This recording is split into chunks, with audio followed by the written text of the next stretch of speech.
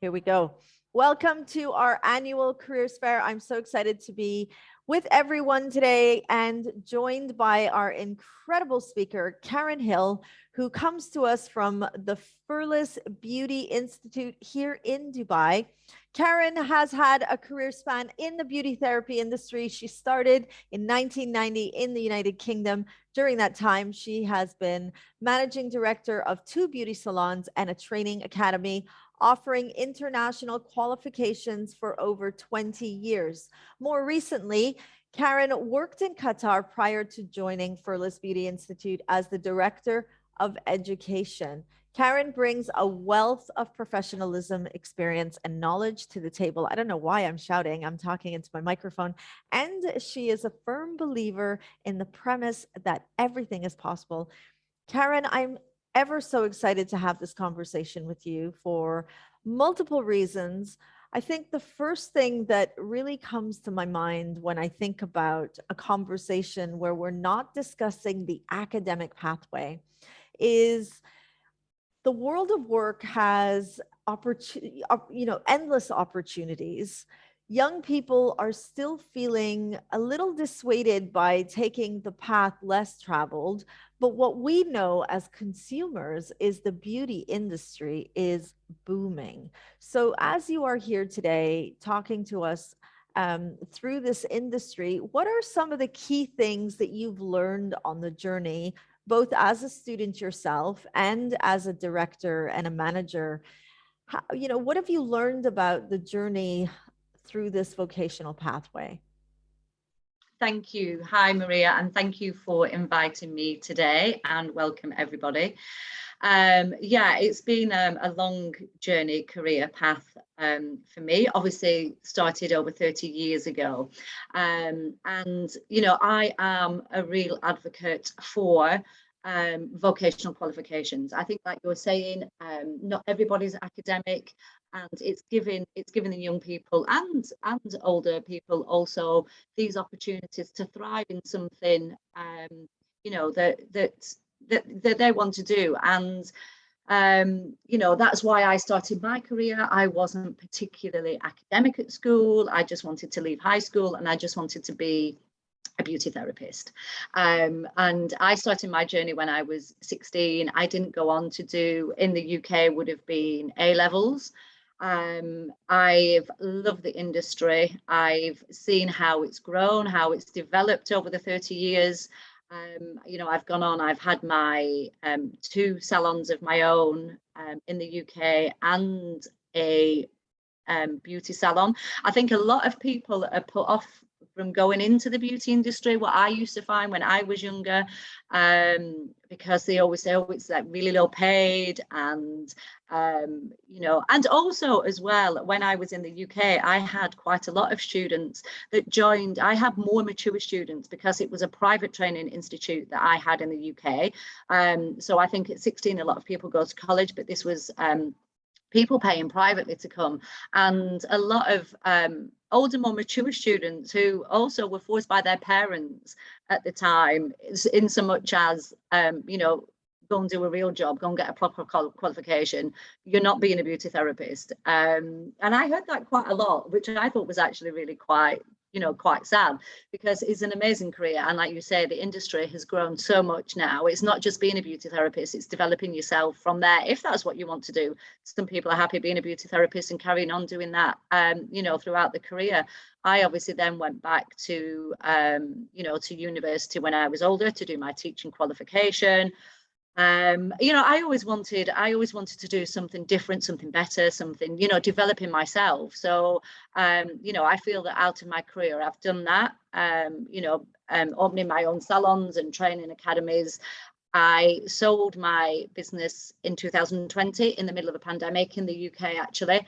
I had 20 members of staff working for me at the time. So I really grew and developed that. But I just felt then it was time for me to do something different. I know a lot of people travel when they're young, but I did it the other way around. I had kids when I was young, and then now I'm like traveling with my qualification. And I think it is a qualification that can take you around the world, and because the industry is so big and it's growing, then You know, there's always a need for beauty therapists. It's become a necessity in people's life now. You know, not a luxury. When I 30 years ago, when I started my career, you know, going to a beauty salon was a real luxury. But now I would say people treat it as, you know, a necessity. Definitely a necessity. So, taking you from there, let's jump into some of the stereotypes. One of them is the industry is often perceived as low skill or low knowledge. And in this is often muttered. How do you respond to that when you hear these comments, especially being in the industry where you're educating future therapists? How do you overcome that stereotype? Well, yeah, and I've heard it a lot myself over the years, and people will say, oh, you know, what do you do? And even when I had my own business, I used to say, I'm a beauty therapist, and you go, oh, okay. And that was always a conversation stopper with people. And you know, that is what people perceive. It's low paid, it's low skilled, and oh, you know, a beauty therapist just paint nails. So I would always challenge somebody. So, you know, well, you tell me what you think the career is about, because, you know, it is, there's a lot of, you know, there is a certain amount of academic, there is a lot of practical side, but with the practical side, it goes very much in depth into, you know, all the anatomy and physiology. You've got to learn all about, you know, circulatory system, the heart, the lymph, I mean, you're certainly not going medical, but you've got to have an understanding of when somebody can carry a treatment out, all the, you know, functions of hair, skin, nails, and it's not easy. You know, I'm not going to say it is easy because that is, you know, that is quite intense, and the theory part of it makes up 50%. You know, of your course. You know, we even look into nutrition, the chemical compositions of products. You look into people's you know, posture. You've got to assess postures for all different treatments. So whilst it is a vocational qualification, you know, it can lead to more academic. I mean, over the years I've done obviously management. It then goes into you know, having my own business has gone very much into you know, the finance side of it.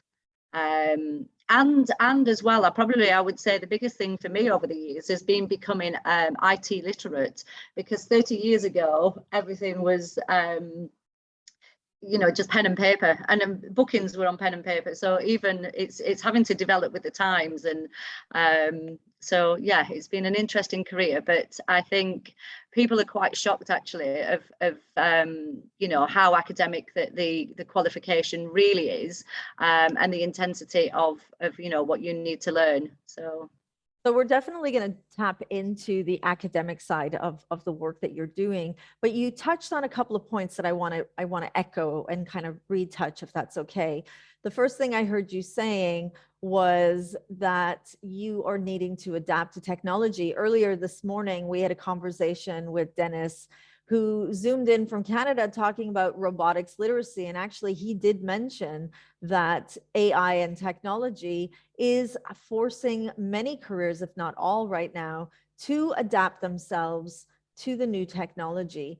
How has that changed how you teach?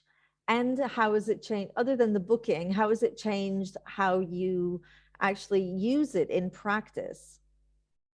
Yeah, and it's developed, and I would say for us, and definitely the beauty industry, it has just developed a lot more, obviously, since COVID. Now, some courses you can deliver online. So what we tend to do now is a lot of the theory where we would have always had 100% participation, 100% for all the theory, and for all the practical part of it now. But you know, we've really come up to date with all the learner management systems, and it just gives flexibility to students as well. You know, it makes it more accessible, because you know, 50% of the work that can be done away from the training institute. So that is great. You know, it has a lot. It's opened it up to you know, many more people. The practical side of it still needs to be done. You know, for me, it does. Now, I know some people do offer qualifications and it can be 100% online. But, you know, during the pandemic, people still needed to finish the qualifications. We would have external examiners coming in who would fly in from, you know, different parts of the world to examine the students, you know, but that was done online. So I think it's made people just open up to different ways of learning, you know, because everybody learns differently. And that's something that you obviously learn as a teacher, that everybody learns in different ways. So it has, you know, we have been forced into it for sure. And at first it's a bit like, I mean, I didn't even know what Zoom was until COVID hit. So Amazing. I've learned a lot from it, and we've had to adapt quickly, but we have done, and everybody has done. And I think it's been great. It's had many advantages, but it's also had some disadvantages as well. Definitely, definitely. Okay, now I want to tap into the academic side of the work that you're doing, especially with young people. So going back to that stereotype about anyone going into the industry as being low skill or low knowledge, I'm going to debate that. I think that's highly debated. I totally align with what you were saying. And I believe that your qualifications are evidence of that. It's a different type of learning. It's a practical side, but there's also a theoretical side to it as well. Can you take us through this vocational route in terms of how students learn, what they can expect to do, and what types of skills they should be preparing for if they want to go down this vocational route? Yeah. So, I mean, I would say the most credible qualification worldwide with an international accreditation is CEDESCO. That's the whole qualification is 1,200 hours. So it's a full-time course over a 12-month period. So it is very, very intense. You know, the standards are high. So obviously you cannot carry out the practical work without the theory. You've got to have the theory behind, you know, what you're doing. I know a lot of students just want to do the practical part of it and they say, no, I wanted to be a beauty therapist, but you've got to have that understanding and knowledge. So, you know, what we were saying is you go through all the anatomy and physiology, the health and safety, you know, health and hygiene, how to sterilize, you know, sterilization is so important now.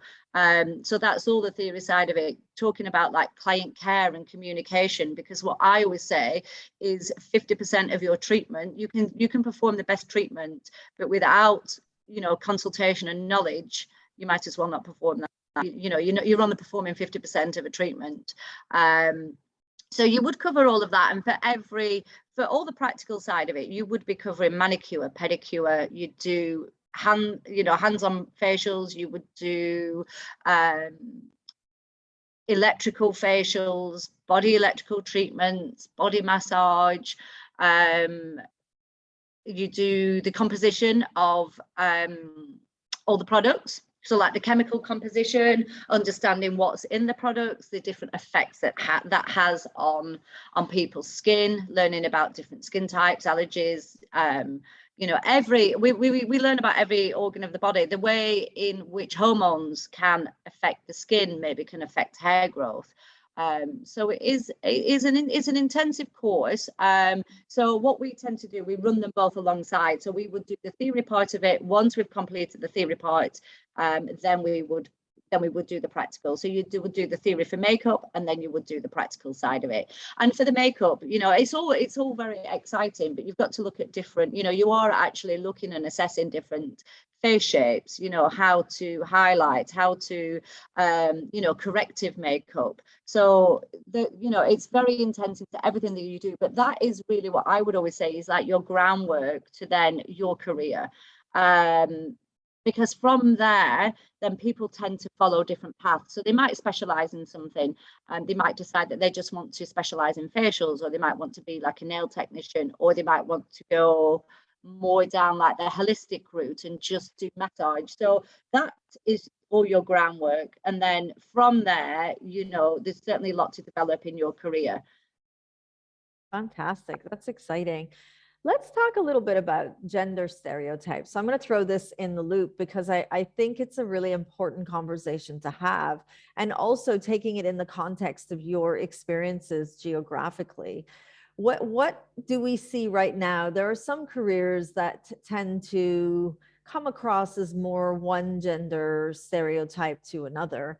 What we're trying to create more of an awareness of is don't let your gender define your career. That's really, I'm an advocate of, gender shouldn't be in the equation. It shouldn't come to the table when we're making those choices. If you're really interested in a pathway, that should definitely be where you do that research and take the journey towards.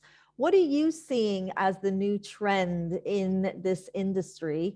Because I know watching this might be students thinking, yeah, what are people going to think if I go into that industry? Am I the right fit? Should I look a certain way? Should I be a certain type of person? What are the trends that you're seeing, and what are the trends that you know are just around the corner? Yeah, good question, actually. And certainly, as again, I would say over 30 years, the trends have changed massively. I had probably been in the industry for maybe nearly 20 years before I even had my first male therapist that came for training. And it just, like you say, I think it's very stereotypical. There's obviously always a lot more male hairdressers. But in the beauty industry, there never is a lot. And I think a lot of them tended to go more down the massage route. We have some branches here, and we do have a male therapist working here. I would say over the last, 3 or 4 years, we are getting more and more males coming into the industry. Yes, people have this idea of what they are expecting of them, and it really isn't. I was working with somebody at the professional beauty show only 2 or 3 weeks ago, who was a nail technician, quite a big guy. And, the work is so intricate. And again, I suppose even for me, it wasn't what I was expecting to see. But definitely the male industry is, it's growing, and the male cosmetic industry is going now. I know there's cosmetic ranges for men. Men are wearing makeup, men are wearing nail varnish, and it's good to see, because what beauty therapy is, and using products on your skin, is about making the best of you, feeling comfortable in yourself. So I think it's excellent to see, and I do think it will continue growing. Yeah, for sure, and it's good to see. Definitely very positive to see. And do you see that? So whenever I'm working with young people, we don't just look at the discovery of the actual the job tasks of a career. We look at industries, but we also look at global employment. So do you see that this is an industry that's growing equally across the globe, or are there specific hotspots that young people might be interested in knowing? If this is the industry you want to go into, these parts of the world are definitely places that you will always find employment, or maybe there's parts of the world that you want to really be aware of, that it might be a little more challenging. Yeah, that's another good question. First of all, it is a huge growing industry. Certainly here, the beauty industry is huge. The beauty salons that we've got here is immense. So different parts of the world, for sure, yes, because I guess it all depends on, it depends very much on pay, and we do get a lot of people from various parts of the world coming to work in Dubai, because of the pay and the pay of the industry, and, they do get much better pay here. So what I would say, first of all, is, certainly your beauty therapy qualification, you can travel the world with it. But what is important is making sure that you have one that is internationally accredited and recognized. Because we're also seeing quite a lot of that here, that people are coming from other countries that have got qualifications, but they're not internationally recognized. So they're not able to work with them either. So, yeah, it's a massive growing industry worldwide, I would say. Fantastic. Great. Now let's go into the examination process and then tap into how young people are not just coming to Furless to learn a trade, they're actually having to use it in sync with the practice of it as well. How does a young person fare differently in terms of a vocational training like this? Do they do you help them find employment moving forward after their study, or is this something that, like traditional universities, is really up to the student to do? Yeah, we do partner with some salons here in Dubai, because part of the Sodexo qualification, once you've completed your 1,200 hours, you've actually got to spend a minimum of 600 hours on a work placement. Because I always say it's a bit like driving a car. You don't learn how to drive the car until you've passed your test. It's the same with any industry. I think it's the same with any qualification. You then start learning. So in order to gain your final qualification, you do have to spend 600 hours actually working out in industry. So we do partner with salons here in Dubai. And because we get asked a lot of questions as well from the salons, do we have any good students that are coming through? Because, recruitment and staff is one of the hardest things to come across. Really, recruitment can be quite difficult. So it's a really good way for them to check out the students, to make sure that the skill and the quality, and it obviously gives the students that experience as well. So we do partner with them. So once they've finished the examination, we do help. We give a lot of careers advice. We help to guide them the best, whatever routes they want to take. How they should be looking for jobs, how they should be, what an employer would want to see. We also, in our course as well, we do, how to interview techniques, what would, help to build a CV for them, and a lot, some courses, some treatments that you do here do require you to have a DHA license. So this is what we do quite a lot of the qualifications for. So you've got to have your beauty therapy qualification to then apply for your DHA license. And we do also help all the students with that for the application of their license. So certain things, if people want to do like microblading, if they want to do chemical peels, electrolysis, and we've got obviously the salons here with electrolysis. So they've got to get another license to work in the country. And that's why, different countries will have different stipulations. And that's why, again, it's important to get that international qualification, because then that's recognized. Fantastic. Now I'm going to wear the hat. I'm going to wear two hats right now. One hat is of the client, and the second hat that I'm going to wear is of the young person, the student watching this right now. So on the one hand, I'm thinking, as a client, I know that I want to walk into a salon and feel confident that the people serving me are qualified at what they do, but I'm going to walk away from the experience with two things that I remember. One is, how great I feel, and did they know what they were doing? And the second is the rapport that I've built with the professional that's working with me, with the therapist. Now, as a student thinking about their future career, it is very often seen that they forget about the soft skills that they should be considering and developing. What would you say are the essential soft skills that make a student of your institute go from good to great? Yeah, and I think that's a great question. And I'm very, very, this is something that we really work on with our students, and it's client care and communication, and it's having the skill. It's them two things. And like I said, I would say without your client care and communication, your skill really isn't much, because you could, and I would always say to the students, you could have two people performing exactly the same treatment. It is right from the beginning, from when your client walks through that door, that you put a big smile on your face and you greet them and you say, hi, how are you? And, skills like a consultation is so important. And what I would always say is, always make a note at the client's records if they're going on holiday, so you can ask them next time when they come in, because your clients want to feel special. The competition is great out there. It's big. So you want, this is what I always did in my salon. And I think what you said, we all get good customer service, but how do you turn good customer service into excellent customer service? And always look what your clients would see.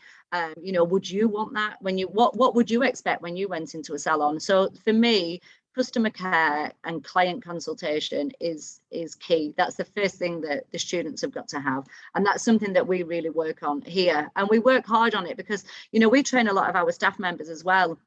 And, you know, some of them come and they're very quiet. But if you haven't got them skills, then, you know, I just think that makes the whole treatment. It's a whole holistic approach, client care and communication. And then you've got to have the skill, of course. You've got to perform the treatment as well.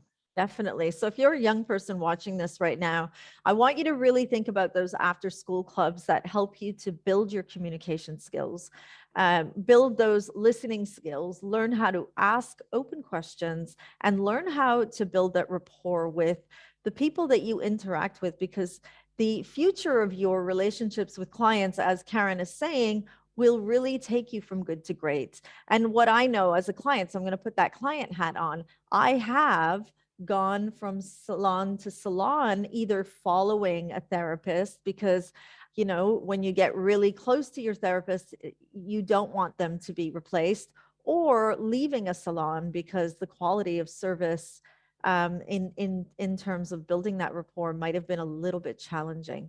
Karin, I want to dive into the team.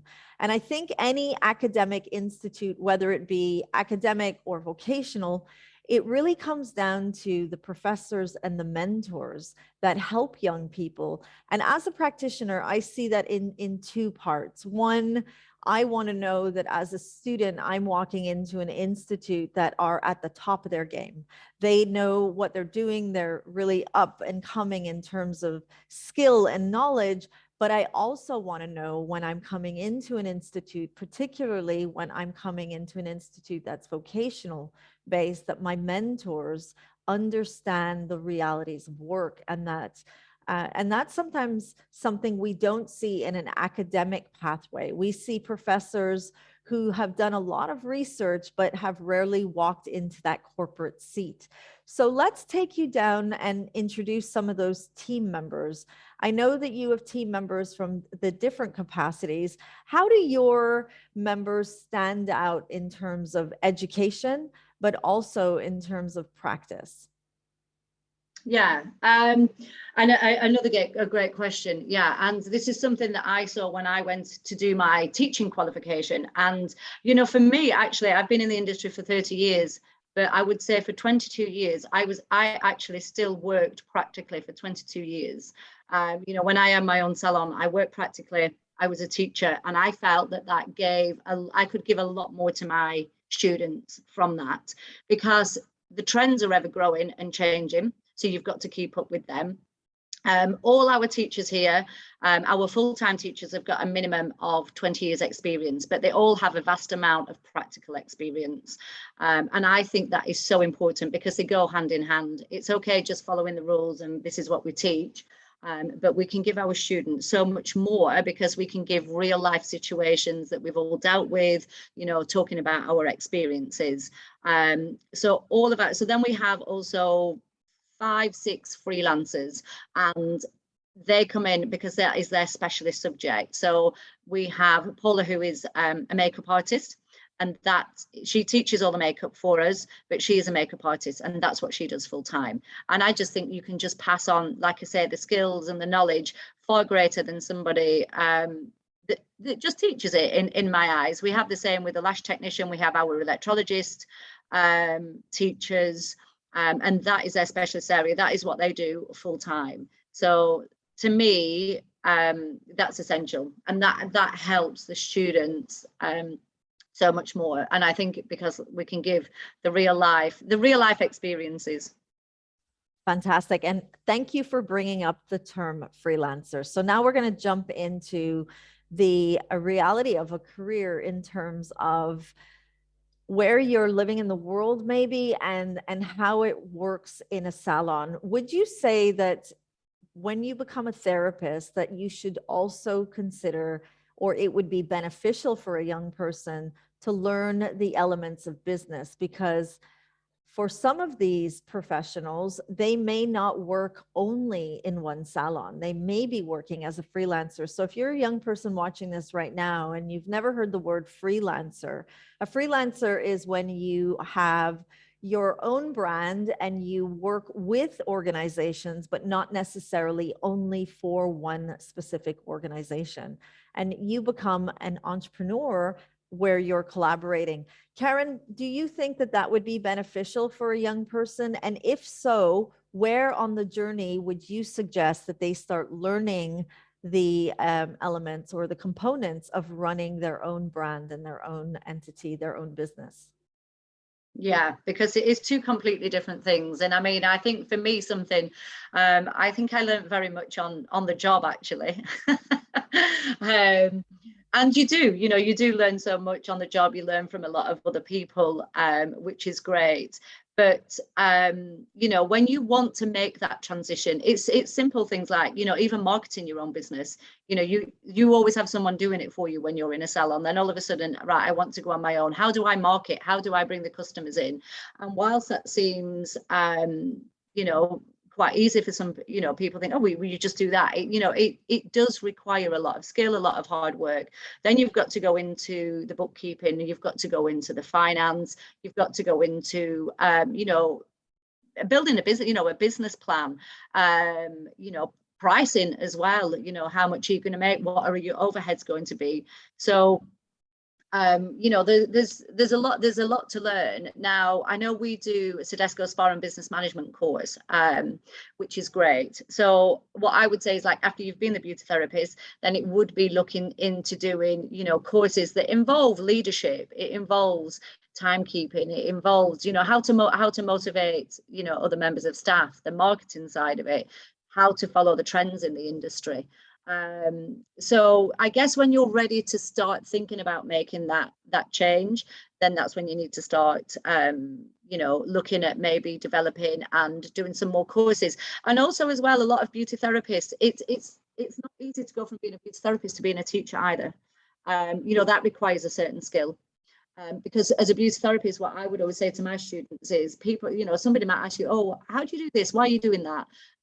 Whereas when you're a teacher, you don't want to just give them answers. You want somebody to think. So it's like you was talking about two hats. There is a beauty therapy hat and there's a teacher hat. So, like, as a freelancer, even if you're only a freelancer, it's doing a course which is introducing you, it's preparing you to teach in the lifelong learning sector. Then was the courses that I did. So it's like a small introduction. How do you make how do you make it inclusive for your students? Learning how different people learn, even putting together, structuring, a lesson plan or a scheme of work. So I would say, if you're looking to going into doing some, even if it is freelance teaching, to certainly do some, preparing to teach. Because you've got to learn again as well. You've got to learn everything that you learned at college. And I found that when I went to do my teacher training 15 years after I'd been a beauty therapist, I felt like I had to go back to college and learn everything again. That is really exciting. So if you're listening to this right now and you're a student or even a teacher listening right now, what you want to remember is that the vocational training to the beauty industry is not linear. So if you like to think about what types of subjects that might be most interesting, some of the ones that are coming to my mind, and please, Karin, jump in with a few more if I miss out on any. I mean, this is a really creative career, isn't it? In order to be creative, you want to be using and tapping into that creativity. So any subject that allows you to be creative, food tech, art, fashion design, any of those that will allow you to use that creative. Even design and technology is very creative, but then also thinking about subjects like business enterprise is a great subject. Taking economics is also great, learning about how the world works and how economies fluctuate the industry. Another couple of subjects that come to my mind, thinking about what you were saying in terms of the bookkeeping element, then there's the obvious, be really good with numbers. So a subject that allows you to use those numbers, remembering that Karin also talked about the ever-changing, evolving technology. So stay current with your artificial intelligence literacy.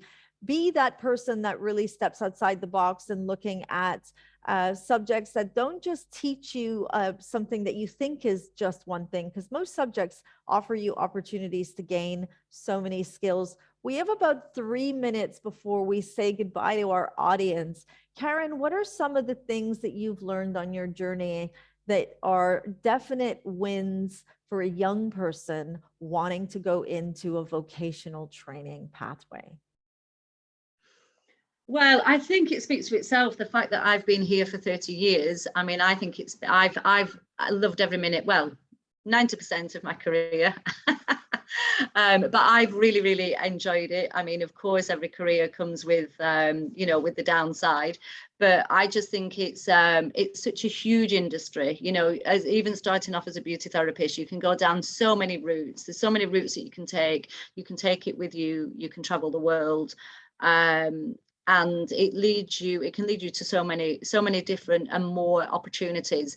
It's vocational, like you say. It lets people you know, bring out the creative side, because like we've said right at the beginning, the academic is not for everybody. And also, just interestingly talking about business as well, I've got 2 children at university now, but at A levels, you know, they both did business, because I just said, you know, it's a really, really good groundwork for so many things, even if you don't go into your own business. You know, it's just understanding it, because I think at some point in your life, it kind of just comes back round again, doesn't it, when you develop as, you know, your careers and when you're older. For me, you know, I'm a big advocate of the vocational, the beauty qualification. If people say, oh, it's just beauty therapy, it's low paid, it's low skill, I don't mind.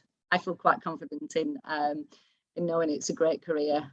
I think So, it's an incredible career, and I definitely probably spend too much of my well-earned income in the beauty industry. So anyone that says there's no money to be made can come and check out my bank account balance, and I can debate that. Thank you so much, Karin, for being here. And anyone watching this, if they do want to reach out and learn more about Furless Institute, how can they find more information about the courses you provide? Because I know that you provide short courses as well. So it doesn't necessarily have to be a long course. It can be a short. How can they find you? So either on Instagram at Furless Beauty Institute, or our website, obviously, www.furlessbeautyinstitute. So you're right in saying as well, Maria, thank you, that we do short courses, just, you know, even one-to-one in makeup classes. Zoom etiquette makeup as well is one that we do, which is actually really interesting, and that's what Paula does, you know, how to angle the camera, what makeup you should be using, you know, when you're on a Zoom call, etc. So yeah, we do lots of different courses. Oh, we're on Facebook, we are on Instagram, and we've got our website, and then you know, you can reach out to us for further information.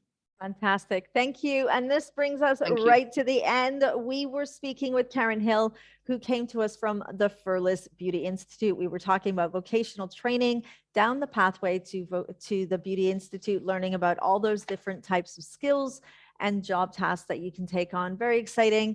We are going to take a little break and join again at 11:45 when we bring the incredible Lenita Narona, who's going to be talking about the 5 essential things that young people should be doing or thinking about if they want to start finding an internship. Thank you for watching, everybody. And thank you, Karin, for being here. Thank you. Thank you for inviting me. And thank you, everyone, for joining.